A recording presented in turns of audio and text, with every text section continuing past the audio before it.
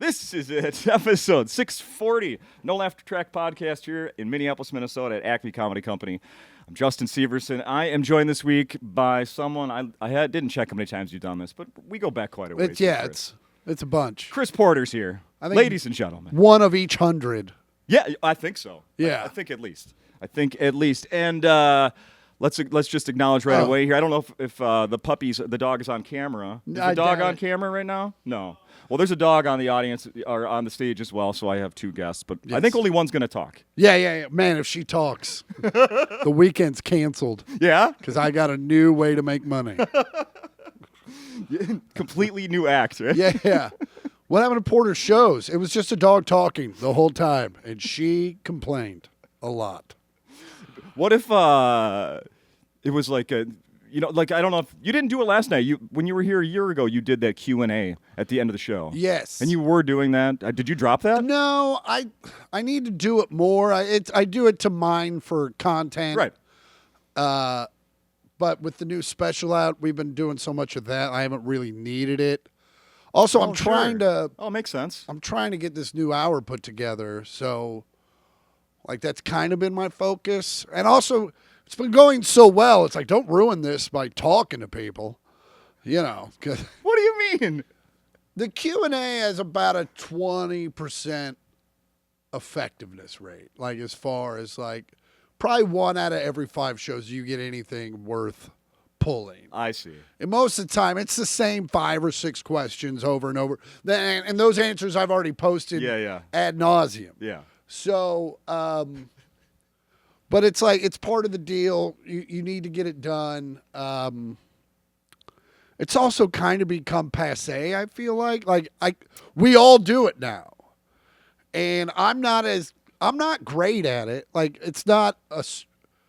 good at it, okay. But I'm not like Matt Rife or something like that where I'm just on it. Do you think that's how do I say this? Is that on you because you're like, this isn't my thing? Yeah, and not do. I mean, when you're like Ian Bagg or those boys that do it and ladies that do it every night, they just go up there and riff.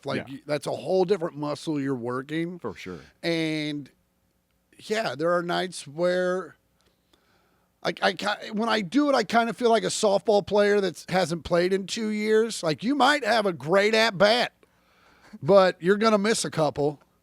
You're going to miss a couple real easy ones. And if your friends see, they're going to tease the shit out of you. Yeah. And then you're like, well, I should have just done the stuff that I knew worked. And, so it's just, but right now, the act is real muddy. Okay, yeah. And so I'm just trying to get it to harden up a little bit. How about this? If the dog starts talking, you bring the dog out for that Q&A. Oh, that would be great. Completely changes. How do dogs feel about Israel? We're not going to get that answer out of you. No. I don't know shit about it. That's one of those things. I'm usually pretty versed in geopolitical shit, and the Israel, I have no idea what's going on, how it started, and not to sound crass, I don't really care. Yeah. But yeah, so no, I get that. Yeah, when people start yelling about it, I'm just like, I'll be over here. Yeah. I'm going to see how the Chiefs are doing. How about I just nod and hopefully I'm agreeing with something that's appropriate. Yay, Jews. I'm imagining the dog comes up and starts answering questions about living with you behind the scenes. Oh, yeah. This guy just, tell me when you're jerking off. Let me leave the room. Why do I have to be in the bed? No warning again? Although I've stopped doing that. I used to be not that this is information anyone needs. Here we go. But it used to be a pre-bedtime thing.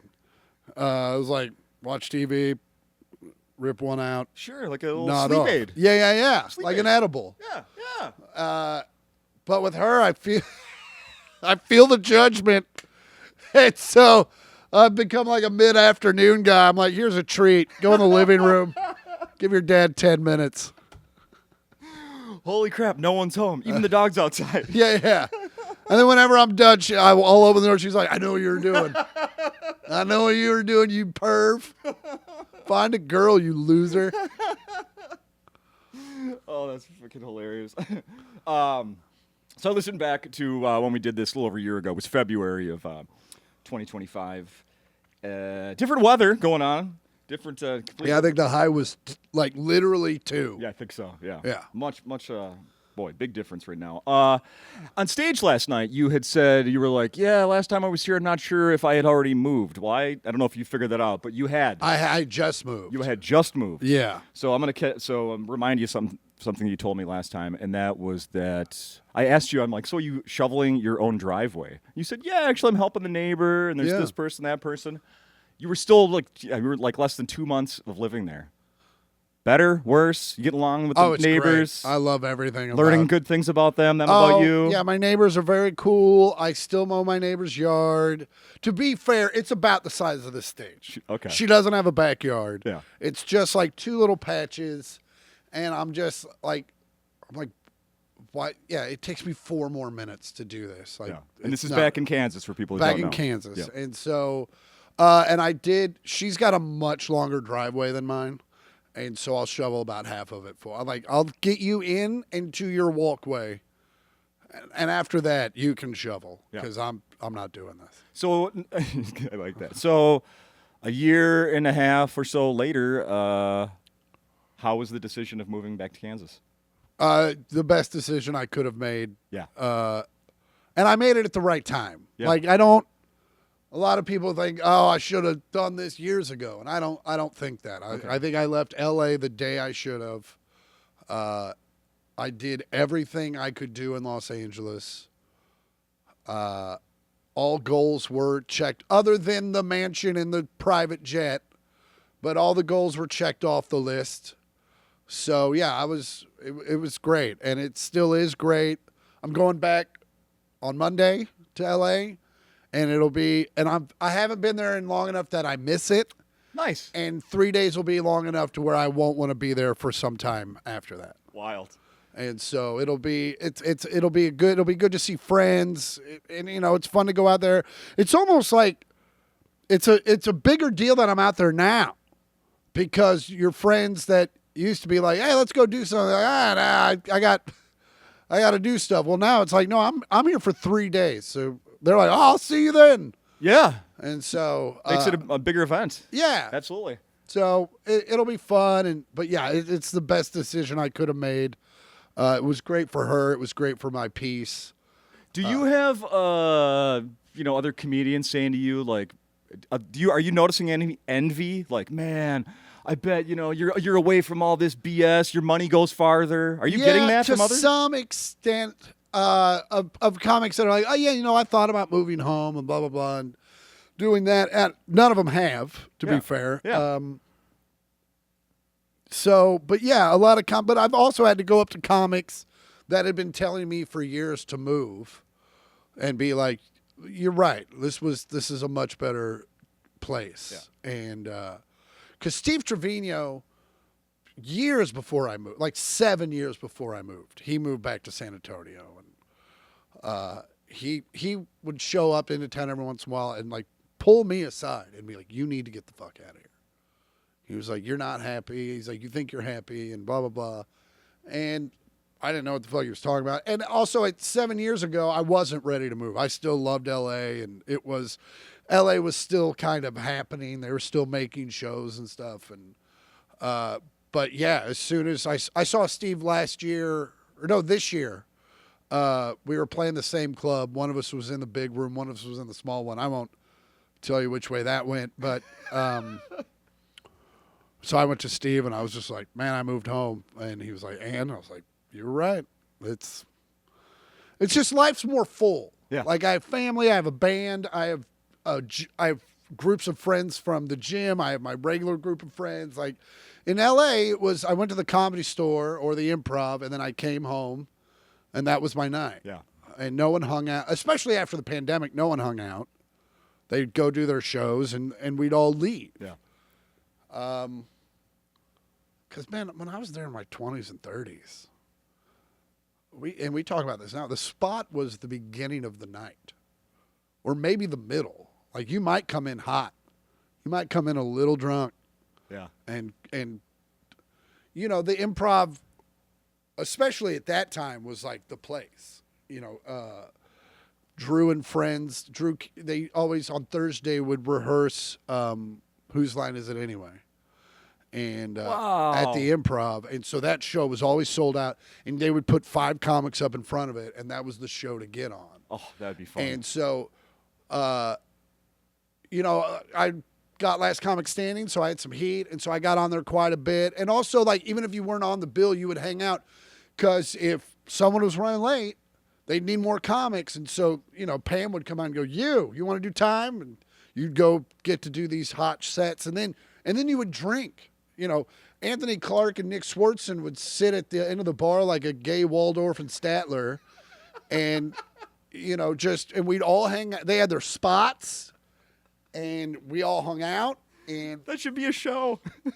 And, you know, they were super on, like, they wouldn't let anyone drive home drunk. They would get people cabs. Look at that. Like, Hell yeah. It was a hang. Yeah. And then right before the pandemic, the Comedy Store became that.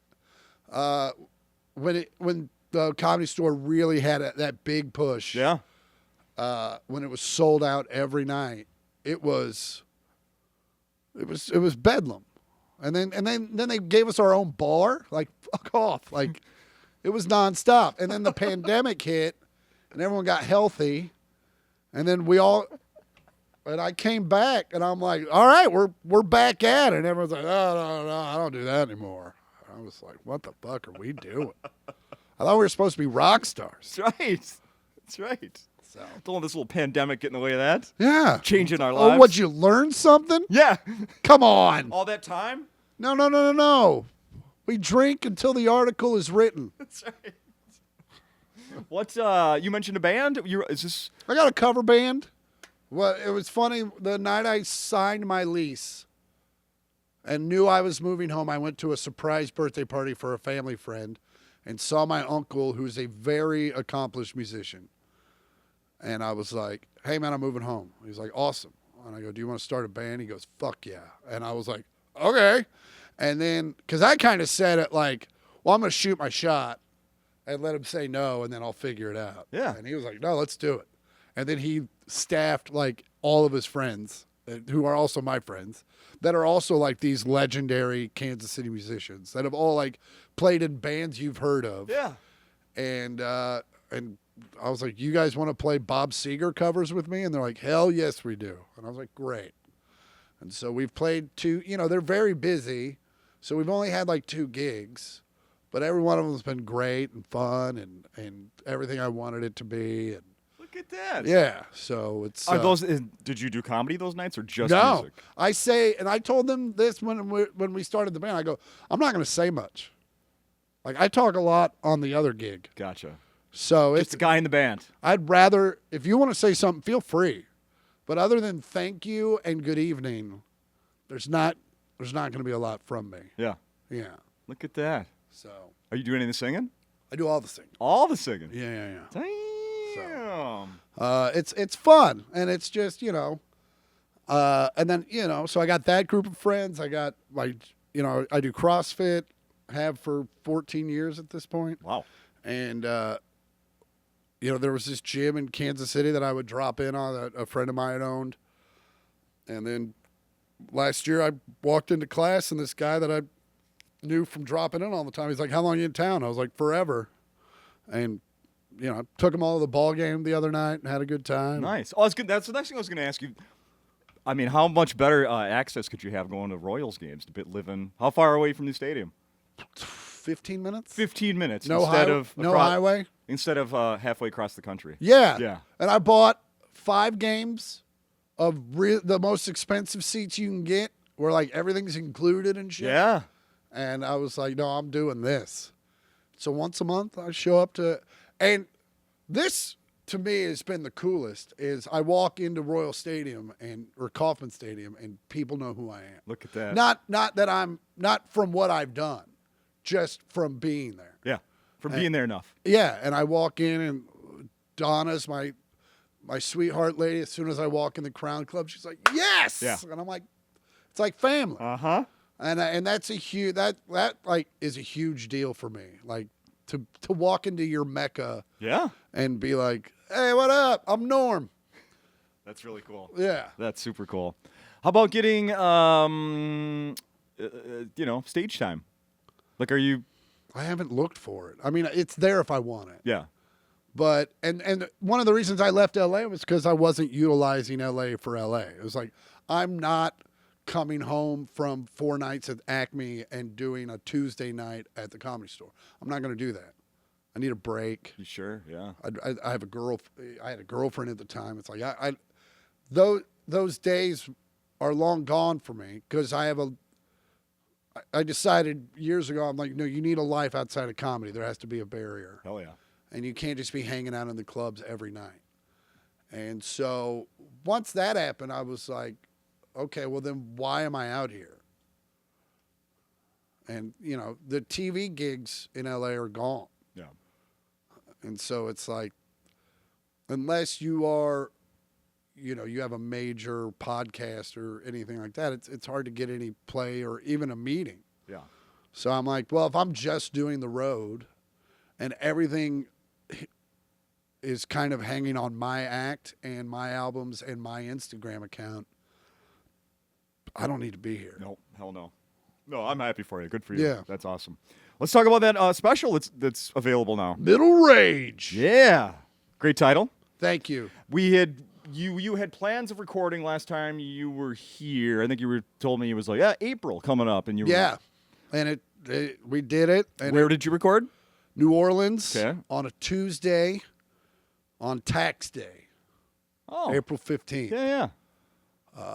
Not a lot of people What? in the audience. I was not happy the night of the show because they had hired some like high end, like she was the legend of audience filling. She had done A Man from Kansas, and A Man from Kansas had lines around the corner. Okay, yeah. But it was on a Friday night. That was on a Friday night in Denver. And Who's they? the Comedy Dynamics, the people that produced it. So they're like, we're getting that same lady. I'm like, great. So I didn't really worry about it. And then like a week out, they're like, hey, can you do a social media post about your? And I'm like, that's not good. Uh-oh. And it's not their fault. It's just like the restaurants around the theater weren't open. Like that's how little business New Orleans gets on Tuesdays. I just heard on a podcast, I don't remember which one it was. Somebody was talking about how New Orleans is terrible for comedy. Yeah. Like they've never had a club well there. known. Yeah, they've never had a club there. But also I'm not in a position where I get to make those calls. Like I feel very fortunate that they're even making these things at this point. So it's like, they're like, hey, you're doing, even if they would have told me, hey, you're going to do New Orleans on a Tuesday, there's going to be 40 people in the audience, I'd be like, I'll see you then. But I think there's people that hearing this would under the assumption that you get to choose that. Yeah, a lot of people make a lot of assumptions that I get to make a lot of choices that I don't get to make. Yeah. Why don't you ever come here? Because you don't have a comedy club, Holmes. Why don't you ever come here? Because whatever comedy club you have doesn't book. Like I have nothing against Wilmington, Vermont. It's just no one's asked me to come there. Yeah. So one show on a Tuesday? 2 shows. 2 shows. So 80 people total. And the funny thing was the night before I got there the night before, a bunch of my buddies came down, and 2 of my buddies and I went and had dinner at this famous New Orleans restaurant. I don't remember what it was called, but the bartender was like an old school, took no shit, and gave a bunch of it. Okay. And at the end, I was like, hey, I'm doing this show tomorrow if you want to come out. She was like, okay. I walk out. And there's 30 people, 40 people, and there she is. Just, she even looked a little upset. Like, I thought this was going to be a big deal. And I'm looking at her. I was telling people I was coming to this. And I'm like, I thought it was too. And all this being said, I'm very proud of the spot. I think it's a good representation of the material. And I've also seen, and since we recorded it, I've kind of delved into that world of like all these specials that have come out, most of them don't have a lot of people in the room. So, and I don't think anyone gives a shit at the end of the day. I don't know that people do either. I don't think anyone's watching it going, oh, there's nobody there. Yeah. But it does help when you have a giant applause break. Yeah, I bet. Like, it really helps with the selling the material. But it is what it is. And I'm still happy about it. I'm still glad it's out there. Yeah. I found out today it's going to be a double vinyl. Oh, wow. Yeah, I'm real excited about that. Nice. So right now it's available for, you could purchase it or rent it. Purchase it or rent it. You can listen to it for free on Spotify. Well, yeah, I guess it's free on Spotify and Apple Music and all that. But in October, it hits Amazon Prime and all that stuff. And so that's when we'll start the real big press push and all that stuff. I see. So does that seem to be like I don't know. Is there a norm for specials now? Like what? You know, not everybody's doing it that way. What is, I think it depends on your level of where you're at. Miles Davis said that albums are nothing but an advertisement for the live gigs. And that's how I've always approached them. Yeah. Is just like, and like my buddies, I had lunch with some of my like close friends in Kansas City, none of which are in the industry. They're like, how's your album doing? I'm like, yeah. Like, I don't give a shit. I go, if it's doing really well, someone will call. But otherwise, you just put it out there. Because it's also not like it used to be. It's not like when NSYNC dropped a CD and sold 2 million records in the first. No one ingests it like that anymore. And so it's like unless you're Dave Chappelle or to a lesser extent Bird or Tom, it's a slow burn. Mm-hmm. It's the first days are not going to be your best days. Yeah. Hopefully. But yeah, I think the clips are doing very well on Instagram. The clips are so good. Yeah. So thank you. Yeah. And but man, nerds have no sense of humor, bro. Uh-oh, which one? Which topic? Made fun of the Marvel universe. And all I said was Kevin. all I just said there's too many of them. And they demand absolute loyalty because, like, you have to watch all, like, I think I saw an article that you have to watch 300 hours of movie to understand the next one what's the next one coming out? Doomsday. You have to watch 300 hours to completely understand it. And the bit is basically like, that's insane. Yeah. Yeah. You would have thought I made fun of their mothers because they were like, how dare you? They were like, yeah, it's called, like, you watch multiple episodes of a show. And I'm like, that's a show. It's 30 minutes.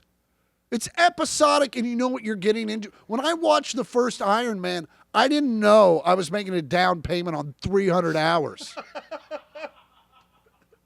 Like, And then throw in there's been different actors playing different people. Yeah. Are they the same? I don't know. Oh, and then there was that show WandaVision where if you hadn't watched every fucking movie, it was like some sort of Rorschach test. You know what's funny? My wife and I, because I'm not a big Marvel guy, my wife and I watched WandaVision because it was getting such people were hyping it up so much. And I'm like, this is like turning my brain inside out. I don't understand what's happening. Who are these people? Oh, and then my sister she was like, well, the dude is the voice of the computer from Iron Man, and they're stuck in a moment in time. Oh, okay. And I'm like, I'm already done. You have to realize I grew up on a show about nothing. Yeah, yeah. Like but it's been. And there was one day I just dove in like 300. No. Dove into the comments and just like, you need to see a vagina. Just bap, boop, beep, bop, boop. Were you clicking on their profiles at all? No. Like, and then my buddy Zach from Shinedown is in with me, like Batman and Robin. We're just taking swings. Yes. And at one point I texted Zach on the side, like, I can't believe we're doing this. And he was like, oh, fuck, I forgot we were doing that. He gets back in. It was like a tag team event. And, yeah, but it's just... And then the thing I hate the most about the internet right now is people feel the need. It's like, hey, man, it's a joke. It's not a TED Talk. If I'm not 100% accurate, that's fine. If your experience was different than mine, that's okay. You don't need to comment about it. But I do a bit about buying CDs. Back in the day, buying CDs. I bought all my CDs at Best Buy. Yeah. Because they were $12, as opposed to Sam Goody, which was like $19. Yeah. Yeah. Facts. I've had so many people like, Best Buy? No, you had me until that. And it's like, oh, okay. Well, I'm so now the joke is completely dead to you because I didn't buy CDs in the same place you did. And one guy, I lit him up. I was like, oh, I'm sorry. I had an experience that was uniquely to myself and slightly different than the one you experienced, and that you're too stupid to fucking recognize that it's still the same thing.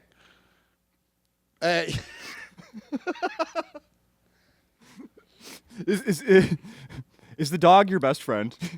Yeah. No drama there. No, well, there's a little bit. She's got a bit of an attitude. This is I guess my point is this is why people love animals. Oh, yeah. Yeah. Yeah, unconditional love. Yeah. She's never been like, oh, that treat? Right. Yeah. Right. Fed her the same thing every day she's been alive. It's always a mixture between, the only difference is chicken or beef. Yeah, there you go. And that's up to me. And she's never complained. No, not once. Not once. Never questioned who you voted for. No. Doesn't care about DC or Marvel. No. Could care less. No, not at all. I'll tell you this, she hates kids. Which, and the thing is, she's such a cute dog that she's supposed to like kids. Oh, and kids love her. Yeah. And then we're like, can I pet her? I'll be like, you can try. And she'll just start whining and crying. And the kid's like, what did I do? I was like, you know what you did. Me and your parents know exactly what you did. We watch you when you sleep. Oh my God. How much time do we have? Oh, we should wrap this up soon. Let's talk briefly, quickly about, first of all, last night over was so funny. Your new, so as we have just talked about, you have a new special out, so you're working on new stuff. Huge compliment to you. There was a part where you're like, hey man, it's like early in the week. You didn't stumble. You were kind of like trying to get your spot. I think. It's so cool that like, that could come across to someone who's like new in comedy as like, oh no, this is awkward. But with you, it's just like, oh, it's just Chris. He's just doing his thing. He's just doing his thing. It's so cool. Gerard Carmichael said once, he goes, we have the only job where you cannot do it for a week and completely forget how to do it. Wild. Yeah. Yeah. And I kind of felt like that last night because I was like, oh, there's something after this. And I'm not real sure what it is. Yeah. But I'm going to be mad when I get past it. Funny. Yeah. How, as far as like putting together a new hour now, like, does that excite you? Or is it like, oh no, man, this is hard work? It terrifies me. Tears you, yeah. Because it was easy on number 3, but I'm writing number 7 now. Yeah. So it's like you start to like, have I written this before? Sure. Have I done something like this before? And I inhibit myself because I don't talk about politics or anything like that, which inhibits but also frees myself, I feel like. Mm-hmm. So, yeah, that's me. It's like somebody at my door. Someone is at my door. This last time, like, it took 7 months before I could really find a beat on what I was going to talk about. Oh, and it was scary because I would throw stuff out and the audience would be like, "Nah." I'm like, "Okay." Huh. Wow. And so, and then, sometimes it literally just takes you sitting down with pad and paper and going, okay, well, what's happening right now to me? Yeah. And then that's where you saw like all the stuff about people trying to set me up and all that stuff. It's like, oh, great stuff. yeah. And it's all true. I didn't make any of it up. Also about talking about being set up. Who in the audience hasn't had that at least once or twice in their life? Yeah. You know? I'm sure there's a few, but yeah. I mean, I certainly have. You know, Dude, as soon as you brought that up, I'm like, oh my goodness, yeah, fucking Mike's mom should have had to come with us on that date. Dude, my CrossFit coach came up to me and goes, and he's a really good friend of mine, and he goes, buddy, I know you don't want to hear this. My wife has someone she wants you to meet. And I'm like in the middle. I'm like, buddy, I am doing burpees. No. No. Just for the mere timing of when you asked. And then, you know, it's and then I had a married couple friend be like, we want to set you up with our friend. Okay. And I go, great. And we went out, and she was great. I had no interest in her at all. And so we went our separate ways. And I wasn't like, I will call you. I was like, I wasn't like, let's do this again. I was very much like, it was good to meet you. Hope to see you around sometime. Bye. And then my friend's wife corners my dad at a party and is like, why is your son not called my friend? And I'm just like, this is why I don't do this. Just let me be alone and happy. Your dad doesn't want to be your wingman. No. And my dad's like, I have no idea what the fuck you're talking about. Right. Because I don't talk about my personal life. My parents don't. They'll know I went on a date. They don't know who it's with, nor do they care. Yeah, right. They're like, just show us to her when it's real. Yeah. And then when that happens, you got to think, like, what is, like, your friend's wife or whatever that had she wants to set you up. Like, what does she see? Like, when she looks like Chris Porter, what does she see that she's like, this is the one for him? I think some of them, they just want you to be happy. Some of them, they genuinely think they have a friend that will work out with you. And then I think some people are just like, hey, you're lonely. Let's do this. And it's like, and then come to find out later on, that woman had tried to set that girl up with everyone she knew. Oh, boy. Like, I'm talking to a dude in my band, and she was like, oh, yeah. Oh, she's trying to set her up with this guy, that guy. Oh, but it's me. I know, right? That's Yeah. exactly what I'm thinking. So, but yeah, you just start to realize you're like, oh, there is stuff happening. I'm just so in it that I'm not recognizing. Sure. And so it's that. Yeah. All right, final thing I want to mention about last night is, so as soon as I did my thing, like as soon as the show ends, it'll be like, hey, the headliner's like, all right, thanks a lot, everybody. I've said this 1,000 times in this podcast. I try to be the first one out of the club. Yeah. Usually I have to pee, so I'm like the first one in the bathroom. I want to get out of here as soon as possible, right? So I do that last night, and the feature act, Ahmed, was out there he was getting ready to go sell stickers, and he was getting, here's what I overheard, him saying to a woman, just leave, just go. Yeah. Yeah. She had a grievance. And it was just one of those things. I don't want to get it. It's a very nuanced.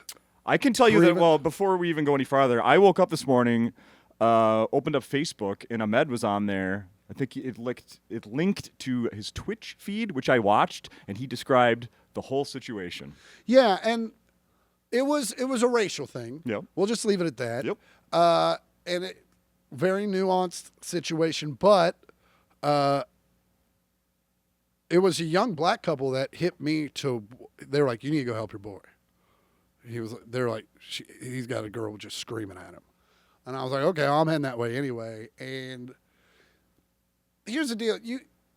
I felt bad for Ahmed. It's like, once you make your point, we're done. It's like, you said your piece, now move on. And this girl just wouldn't stop. She was just repeating herself over and over and over again. And Ahmed was being very polite, especially given the situation. And from what I saw, is the first one out of the club, and it was just starting. I was like, oh no. It went on for quite some time, like to the point like her mom and her sister had to come get her and drag her away. Yikes. Because I came up, I was like, look, you made your point. I was like, but the way you're acting now is killing your point. And I don't care. I don't care. I'm like, well, you should. Yeah. And but it was I was shaking, and it wasn't even me. Wow. Just being around the energy was so weird, and there's a big line of people waiting to talk to both of us. I mean, you're out there with you got those albums you're trying to sell. And she was just not having it, and it was a bummer. And whether she had a point or not can be argued, but my point is she made the point. Yeah. You can go. Yeah. You're not going to agree. It's not, and that's what I think a lot of comedy, not real comedy fans, but people that come to comedy clubs, they're like, all of a sudden it's the internet. And they're like, no, I disagree with what you're saying. And it's like, that doesn't matter. This isn't a TED Talk. Yeah. I'm not here. This isn't a rally. If you don't agree with it, just don't laugh, and we'll move on to the next thing, and maybe you'll laugh at that. Yep. But do you remember the first time that you were a working comedian and you had a situation like this? Not necessarily, you were involved in, but you witnessed. Did last night bring back any, like, did you have PTSD of any other memories? No, not that I was there for. Yeah. I have, I always think about, like the Will Smith thing really bothered me because I'm like, he doesn't realize, and to some point, Neil Brennan told him, he doesn't realize how much danger he's put us all in, because now people think, whether they think it's right or wrong, they think they can go up and do that now.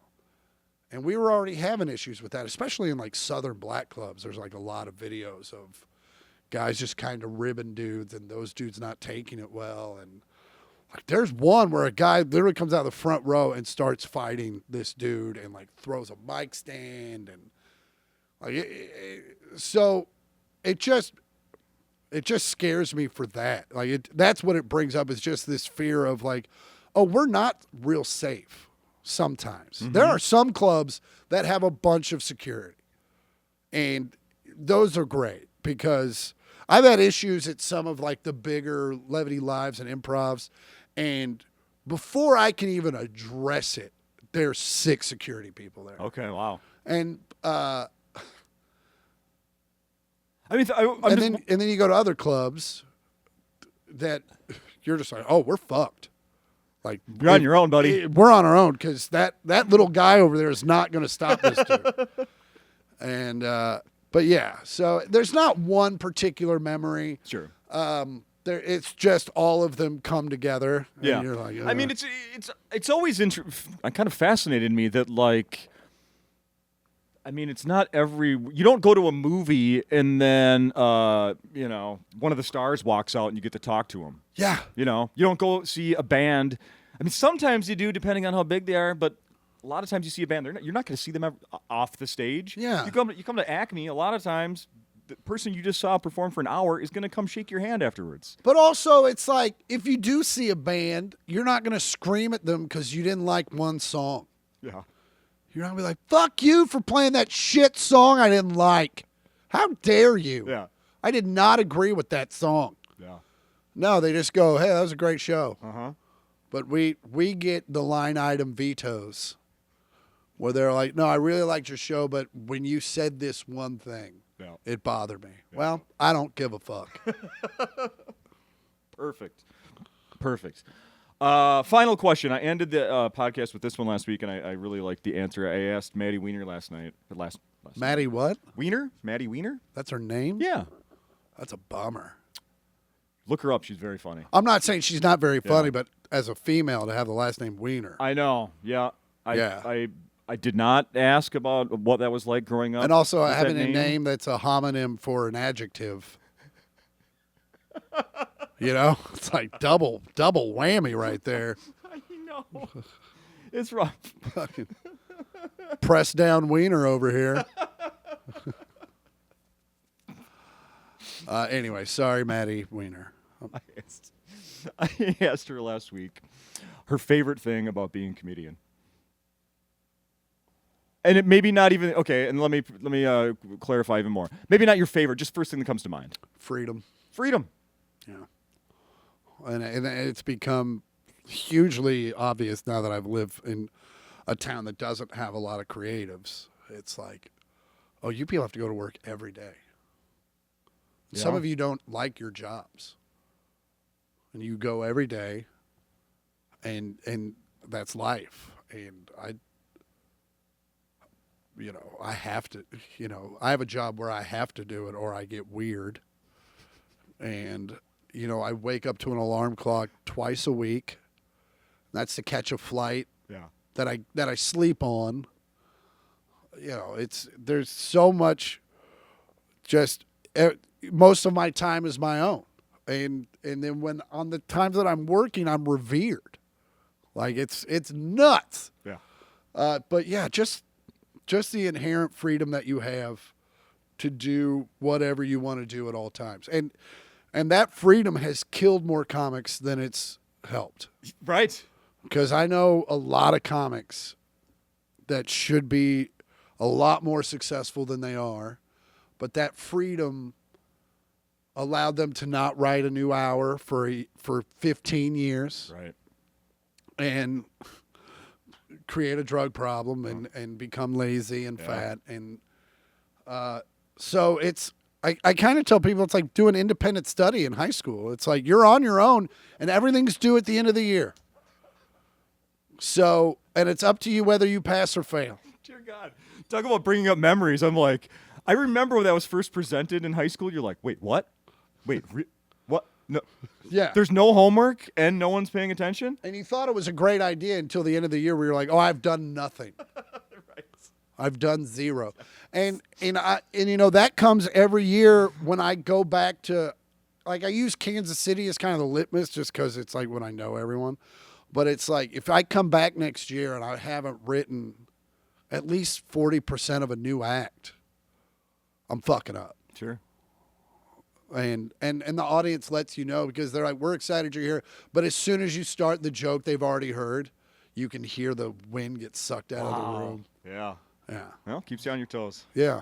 Yeah. But then, and to that point, you're like, oh, well, that's why you're not getting booked anymore, bro. Like, I saw a friend of mine on Comics Unleashed not too long ago telling jokes that he was telling 20 years ago at the open mic. Like, not just one or two, like all of them.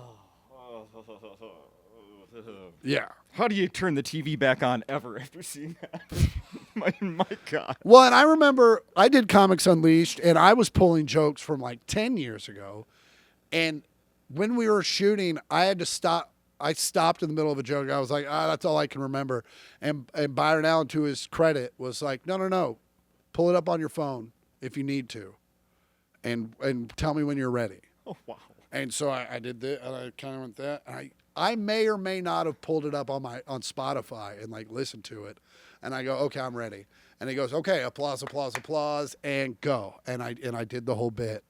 Wild. Yeah, you don't really realize he's so brilliant at doing that show because he's like, we're going to piece all this together.